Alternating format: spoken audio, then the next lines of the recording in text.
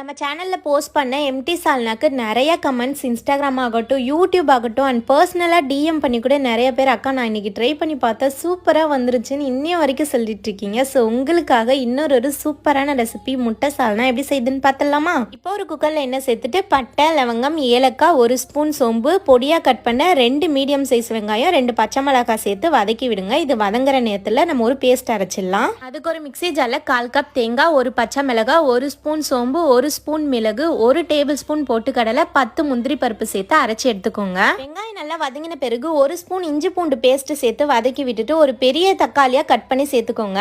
இது கூடவே 1/4 கப் புதினா, 1/4 கப் கொத்தமல்லி சேர்த்து இதையும் நல்லா வதக்கி எடுத்துடலாம். இப்போ மசாலாக்கு மஞ்சத்தூள், மிளகாய்த்தூள், மல்லித்தூள் கூடவே சிக்கன் மசாலா சேர்த்துக்கோங்க. இதோட அளவெல்லாம் நான் டிஸ்கிரிப்ஷன்ல கொடுக்குறேன்.